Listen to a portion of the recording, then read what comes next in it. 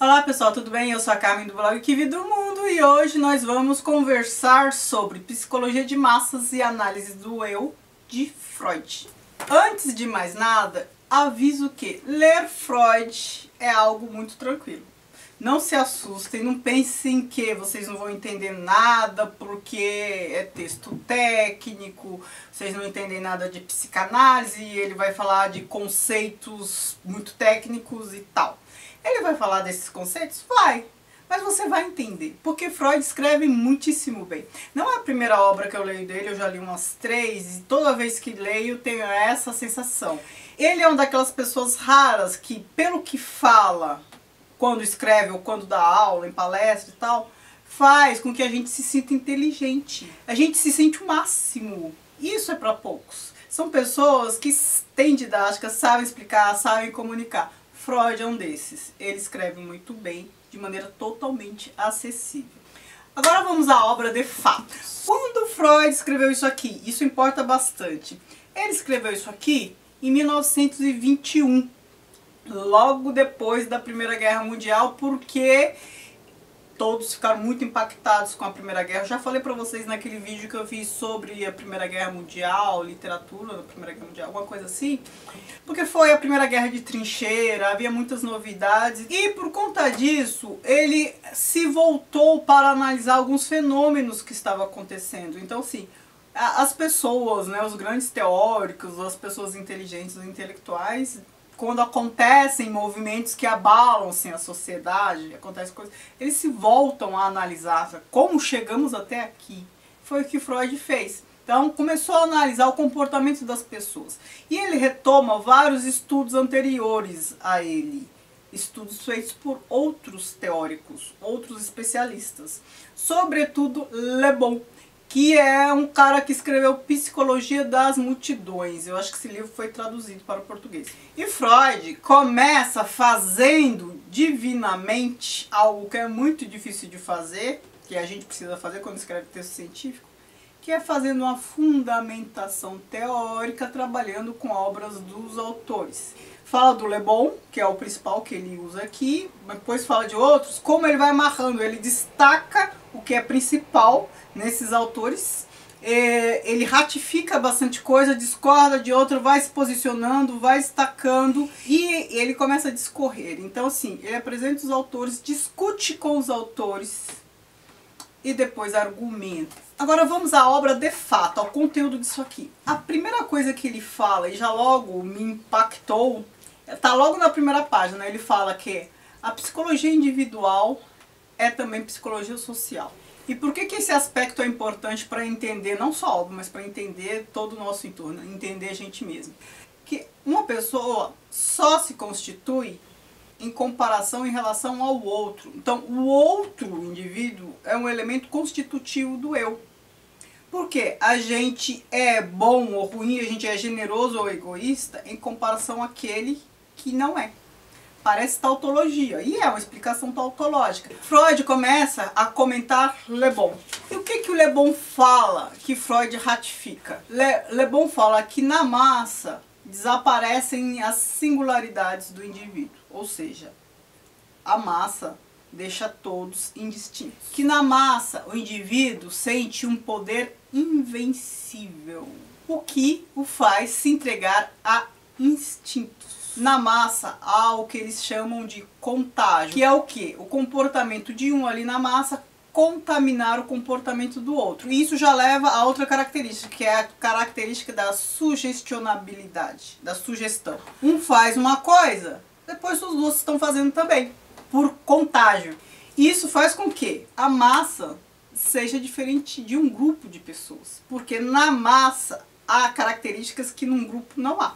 Porque na massa, a ligação de um indivíduo com os outros indivíduos, ou seja, eles estão ligados entre si, e há a ligação do grupo com o líder.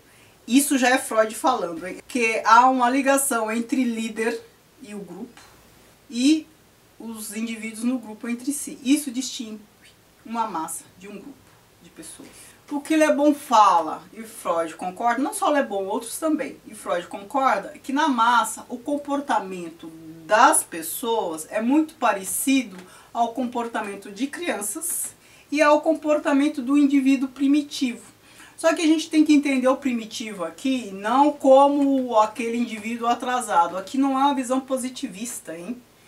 É primitivo naquele sentido de pouco verniz, poucas regras sociais a cumprir. Um indivíduo mais movido a instinto. Tem que deixar isso bem claro. Isto não é negativo. Então, quando eles falam de primórdios, de horda, de primitivismo, eles estão falando de um sujeito mais puro, mais próximo à natureza, sem esses vernizes sociais. Porque se não pensem que a civilização, todos esses recursos civilizatórios são must, são necessários, não sei o que. São necessários, sim, porque senão um mata o outro assim facilmente. Mas esconde muita hipocrisia, esconde um monte de coisas que são também negativas. Não vejam o primitivismo como algo negativo e a civilização, a cultura, a construção social como algo positivo. Vocês têm que ver como duas situações, duas condições com pontos positivos e negativos. E que a gente tem que conseguir conjugar essas duas coisas. Não dá para ser só civilizado o tempo inteiro, porque isso é falso. E também não dá para ser só primitivo o tempo inteiro, porque senão a gente não consegue conviver em sociedade. O Le Bon e os outros autores falam isso, o comportamento do ser primitivo e o comportamento da criança. É como um indivíduo em massa se comporta, comportamento parecido. O Freud acrescenta que é um comportamento parecido com o comportamento do indivíduo hipnotizado. Freud tem experiência com hipnose, né? A gente não pode esquecer que ele começou os seus estudos nessa área com a hipnose. E por que aqui, neste contexto, esta questão da hipnose, que é cara para Freud, ela tem uma importância? Porque a hipnose está relacionada com essa sugestionalidade. É só a gente lembrar daquele desenho do gato Félix, né? Simon diz ria, Simon diz isso ou aquilo. A sugestão veio de um líder. É sobre isso que Freud se debruça mais, que ele concorda com tudo que falam do comportamento do indivíduo e tudo mais. O que Freud fala? Que Le Bon e os outros são ótimos, tal, só que esqueceram de estudar a influência do líder no comportamento das pessoas. É por isso que ele acrescenta a hipnose quando estuda o comportamento. Com a hipnose a gente tem um papel de um líder ali forte, sugerindo ações. Agora, duas outras características que autores aqui levantam também do indivíduo na massa é a questão da identificação deles entre si e da identificação deles com o líder. E a questão do instinto gregário. Eu vou ler um trechinho aqui sobre o comportamento do indivíduo nas massas. Na massa, o indivíduo é colocado sob condições que lhe permitem se livrar dos recalcamentos de suas noções de impulsos inconscientes. As qualidades aparentemente novas de que ele, então, mostra são justamente as manifestações deste inconsciente, que, afinal, contém tudo o que há de malvado na alma humana. O desaparecimento da consciência moral ou do sentimento de responsabilidade nessas circunstâncias não oferece qualquer dificuldade para a nossa compreensão. Mais um trecho do Le Bon. Nas massas, as ideias mais antagônicas podem coexistir e se harmonizar sem que de sua contradição lógica resulte um conflito. Mais um trecho do Le Bon. Pode-se falar de uma moralização do indivíduo pela massa. Mais um trecho do Le Bon. As massas nunca conheceram a sede da verdade. Elas exigem ilusões às quais não podem renunciar. Nelas, o irreal sempre tem precedência sobre o real. Aquele as influencia com quase tanta força quanto este. Elas têm uma tendência evidente de não fazer qualquer distinção entre ambos. Numa época de pós-verdade, isso faz todo sentido. Mais um trecho. A massa é um rebanho obediente, que nunca pode viver sem senhor. Ela tem tal sede de obedecer que se subordina instintivamente a qualquer um que se nomeie seu senhor. Percebam que isso nos faz lembrar discursos sobre a servidão voluntária, do Etienne de La Boétie. Vou deixar o vídeo aqui. Agora um trecho de Freud falando do líder. Ele próprio tem de estar fascinado por uma fé intensa, uma ideia para despertar fé na massa. E aí o que Freud fala? O que há no líder, o que há nessas pessoas, o que há nessas relações, nas relações das pessoas da massa entre si, das pessoas da massa com o líder? O que há ali que se distingue, né? Que causa esse fenômeno comportamental? E aí ele vai para a sua teoria psicanalítica, né, de análise, ele fala que o que há é a libido. Mas prestem atenção, não entendam o libido apenas como uma pulsão sexual. O conceito de Freud para libido é muito mais amplo. Está para além disso. É isso também, mas está para além disso. Eu vou até ler aqui o trechinho que ele fala. Libido é uma expressão tomada da teoria da afetividade. Chamamos assim a energia considerada como grandeza quantitativa, ainda que por ora não seja mensurável, daqueles impulsos que têm a ver com tudo o que podemos reunir na categoria amor. O núcleo do que chamamos de amor naturalmente é constituído por aquilo que de hábito é chamado como tal e por aquilo que cantam os poetas o amor sexual com a meta da união sexual. Aí, pulando um trechinho. Todas essas aspirações são a expressão das mesmas moções de impulso que impelem a união sexual entre os sexos. Então é isso, é esta energia, essa pulsão vital de querer uma aproximação. É uma energia vital de afeto. Tem isso na relação sexual? Tem isso na relação sexual, mas não só.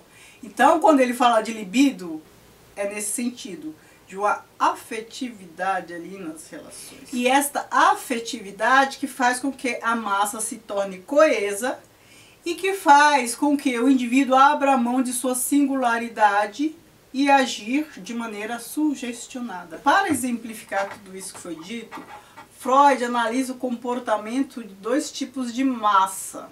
Ele analisa o exército e a igreja, o que ele chama de massas artificiais. Nesses dois casos, os indivíduos acreditam que eles são amados, naquele sentido de libido, são amados da mesma forma pelo líder. No caso da igreja, o líder é Deus, Jesus, né? A entidade espiritual maior. No caso do exército, é o chefe ali do exército, é o general, é o capitão, o coronel, seja o que for.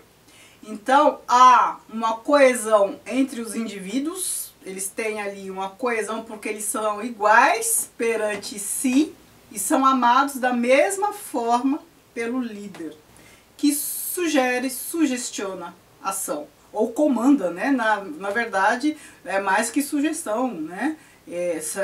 Ditam as regras, prescrevem ações. Agora a última coisa que eu quero destacar que Freud faz divinamente são algumas associações com a antiguidade clássica. Assim como Le Bon, Freud compara o comportamento do indivíduo na massa com o comportamento do indivíduo mais primitivo. E aí ele nos faz lembrar toda a questão da mitologia grega, que tem o indivíduo que destrona o pai, o herói que destrona o pai. Não vou falar muito sobre isso porque é muito longo, mas eu fiz um vídeo dois vídeos falando de mitologia grega, falando da origem dos deuses. Eu explico toda a questão do destronamento de Cronos, de Zeus e tal. Vou deixar aqui. E outro vídeo é falando de Zeus. Então o que ele fala aqui? Vou resumir a ideia. De que nós, as pessoas, a massa, tem uma sede por paternalismo. A gente precisa de um pai celestial que nos olha, que nos prescreve coisas. Por isso que a gente tem essa ligação com um líder. Por isso que as pessoas acabam tendo este comportamento de manada. É por isso que elas abrem mão dessa singularidade, porque elas preferem obedecer ordens a ter que se responsabilizar por seus atos, quando elas agem com autonomia. E aí a gente lembra de O Rinoceronte, do Ionesco. Então, ele fala que é esse ranço atávico, esse substrato do nosso inconsciente, que faz com que a gente, na massa, se comporte dessa forma. Faz com que a gente abra mão da singularidade, abra mão da racionalidade, porque a gente está agindo de maneira bem instintiva. A gente deixa de lado o verniz, a construção civilizatória dada pela cultura E por isso que a gente se aproxima do homem primitivo e da criança e do comportamento hipnótico. Por quê? Porque o indivíduo está sem autonomia, ele não consegue fazer juízo de valor, ele perde a sua capacidade de julgar. Qual é a saída que Freud dá para isso? Aí ele vai para a mitologia. Não que ele dê uma saída, ele está só analisando. Ele fala que na mitologia a saída dada é a saída que ele fala que foi construída pelos poetas, Homero sobretudo, é o herói. O herói que mata o pai, o herói que subverte as regras, o herói que também é castigado pelos deuses, né? Porque a mitologia, a gente sabe, é moralizante. Então, assim, o herói subverte as regras porque o herói age com autonomia. Ele não segue massa, ele acredita, ele é movido por uma pulsão ditada por valores próprios, por regras próprias. Então, ele fala deste mito da divinização do herói, que se a gente parar para pensar hoje, é a ideia do protagonismo. A gente defende o protagonismo, né? Protagonismo juvenil e tal. Por quê? Porque a gente defende a autonomia, sempre. A autonomia, o protagonismo, se contrapõe ao comportamento de massa, porque, como eu acabei de explicar, o indivíduo age de maneira autônoma e não sugerida. E a última coisa que eu quero falar, para esse vídeo não ficar muito longo, Adorno, aquele teórico da escola de Frankfurt, depois da Segunda Guerra Mundial, depois de Hitler e tal, ele fez aquilo que eu falei, ele se debruçou sobre, ele começou a estudar para analisar o fenômeno, como construímos Hitler, como deixamos chegar onde chegamos, como deixamos as coisas chegarem a este ponto. E aí ele revisita este texto de Freud e faz análise do comportamento dos alemães com Hitler a partir da psicologia de massas de Freud. É um texto sublime. Foi por conta daquele texto do Adorno que eu cheguei a este. É um texto muito fácil de vocês acharem na internet. Não vou lembrar o título, mas se vocês colocarem Adorno, psicologia de massas, vocês recuperam. E lá a análise dele já seria um outro... Paro por aqui porque este vídeo está longuíssimo. Muito obrigada por assistir. Não se esqueçam de se inscrever no canal e de me seguir nas redes sociais. O Kiwi do Mundo, Instagram e Facebook. E comentem este vídeo, por favor. Obrigada, beijos e tchau, tchau.